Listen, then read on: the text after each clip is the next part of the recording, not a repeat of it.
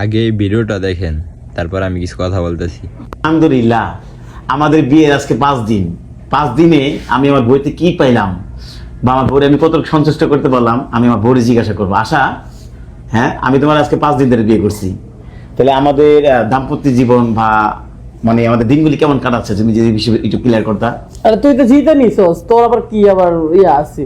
আচ্ছা এটা কথা কস, আমি কি আবার জিতস তাই তুই পাইয়া? আমি তোমার জিতছি, দেখেন ও আমার বউ, আমি ওরে বিয়ে করে গাইস আমি পৃথিবীটা জিতছি, দুনিয়াটা জিতছি। আল্লাহর কাছে কম, আল্লাহ আমি আপনি দুনিয়াতে থাকা আমি জিতে গেছি, জান্নাত মালিক আপনি আমার জান্নাত দিছেন, ওর পায়ের নিচে আমার জান্নাত দেন। এই যে পাউডা, যে পায়ের নিচে আমার আল্লাহ আমার মালিক জান্নাত করছে। আচ্ছা, শোন আমি তোর বলি, কত বইয়ের পায়ের নিচে কি? বইয়ের পান নিচে জানি না, এটা কি আমি বলবো? বইয়ের পায়ের নিচে কি জানেন? জান্নাত। এজন্য গাইস আপনারা আমাদেরকে কোনো অমন্তব্য করবেন না। তোর মানুষে আমার এগুলো খারাপ করবো না। আমি ওরে বিয়ে করছি, আজকে আমি চাকর ছিলাম, ওর পায়ে জুতা পরিষ্কার করতাম। আজকে ও আমার বউ, আমি ওর স্বামী হইছি।